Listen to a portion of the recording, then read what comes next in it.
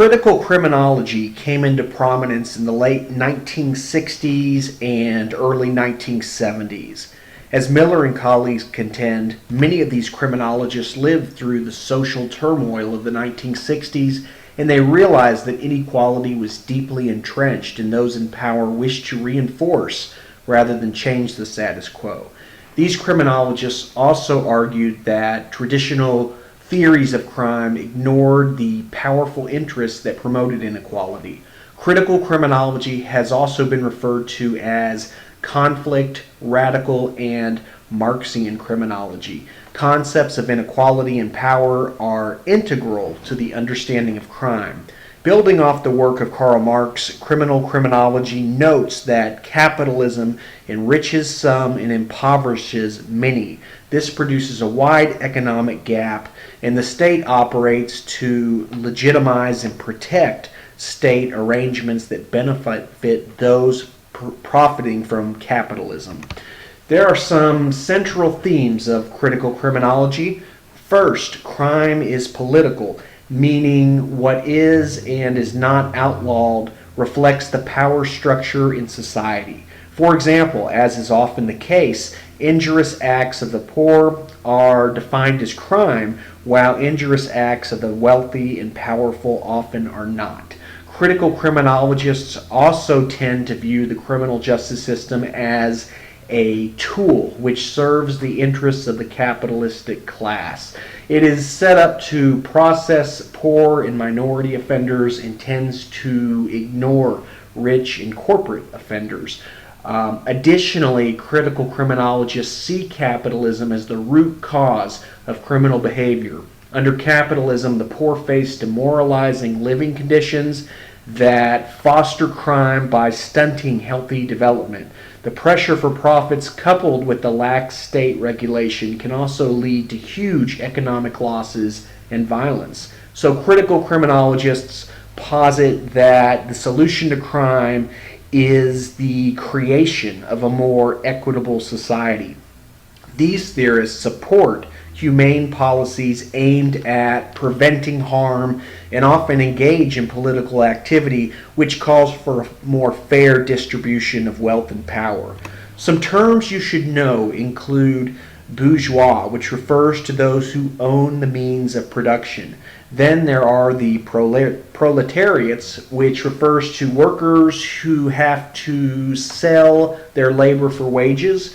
These terms derive from the writings of Karl Marx. Most critical criminologists agree with many of the ideas of Marx, and like Marx, they contend that capitalism results in the demoralization of the working class and that this condition is only alleviated when workers bond together in revolt, creating a socialistic class. Let's turn our attention now to William Bonger, who was one of the first scholars to apply Marxist thought to crime. His central thesis is that the capitalist mode of production breeds crime. Bonger argues that egoism is rooted in economic relations.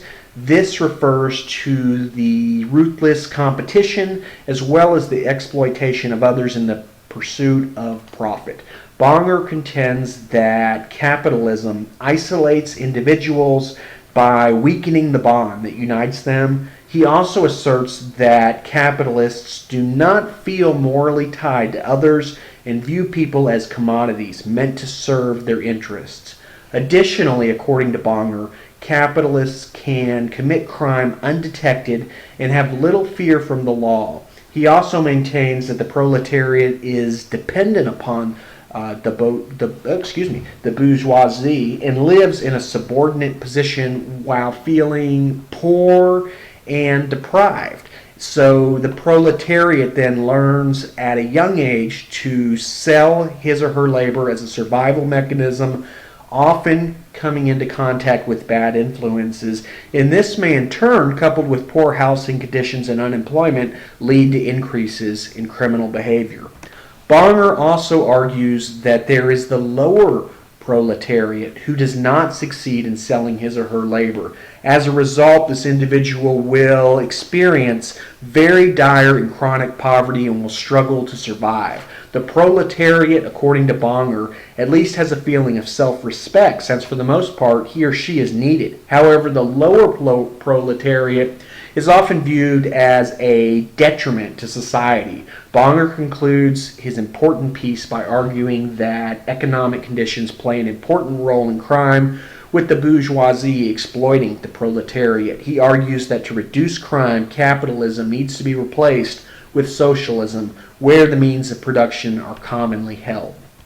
While William Bonger's work sensitized scholars to the processes involving in producing crime, it did not detail specific factors under capitalism that foster criminal conduct. Elliott Curry attempted to illuminate these mechanisms in his work Crime in a Market Society.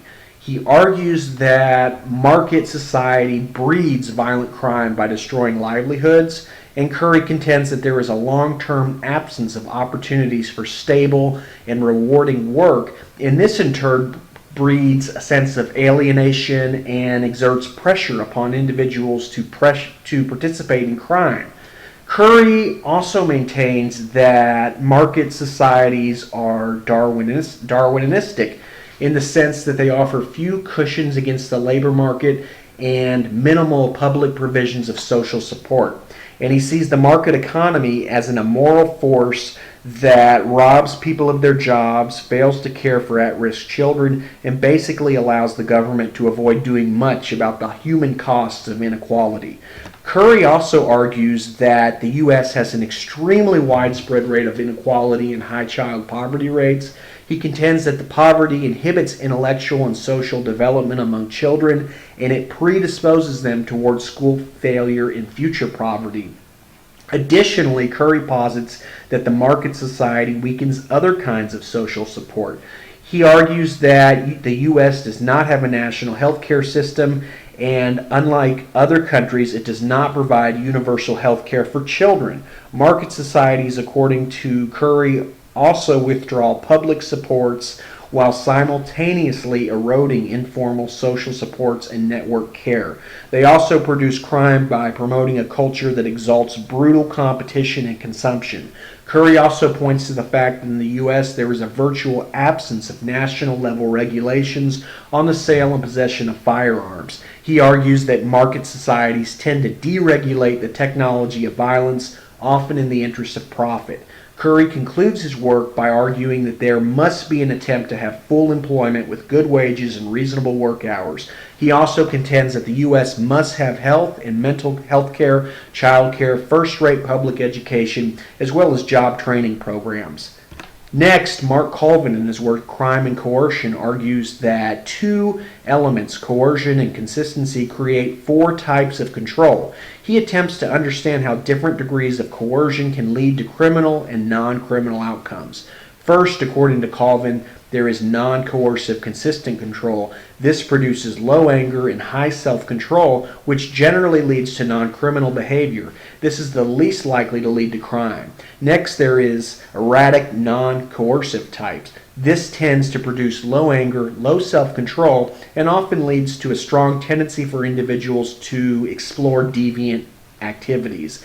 They also tend to lie and attempt to manipulate authority figures and may have a predisposition for white-collar criminality or minor street crimes. Next, there is a third type of control, which he refers to as consistent and coercive.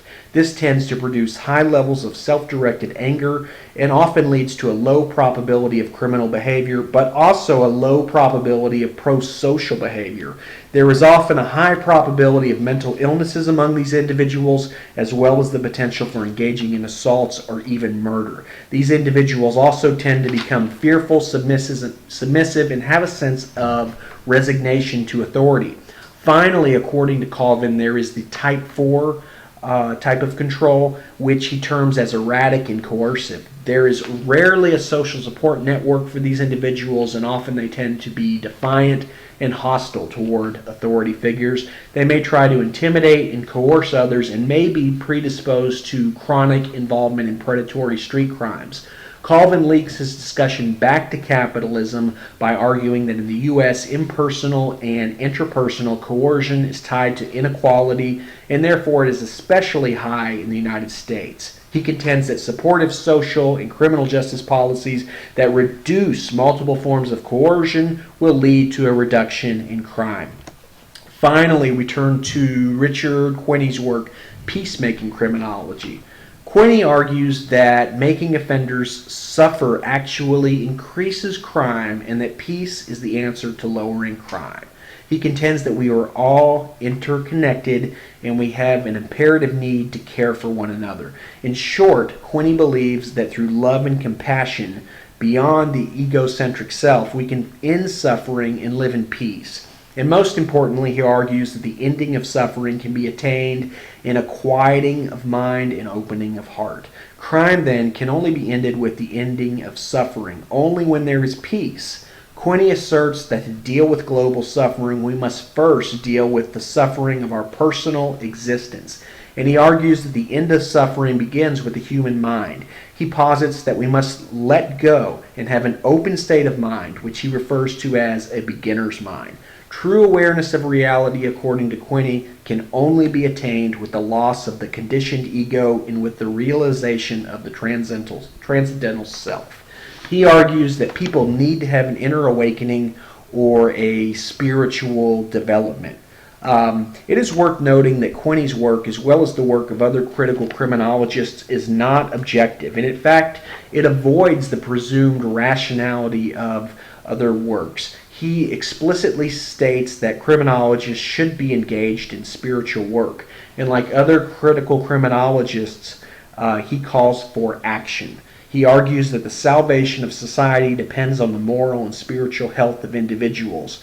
So essentially, he says we need to develop compassion and loving kindness toward others to attain a sense of peace. Quinney, as well as other critical criminologists, would without a doubt argue that our criminal justice system is founded on violence. By way of conclusion, William Bonger blamed capitalism for the high crime rate in the United States, while Elliot Curry and Mark Colvin addressed the pathways in which capitalism and coercion lead to high rates of crime. Finally, Quinney proposes a peacemaking criminology that focuses on nonviolent and compassionate interactions of individuals to control crime.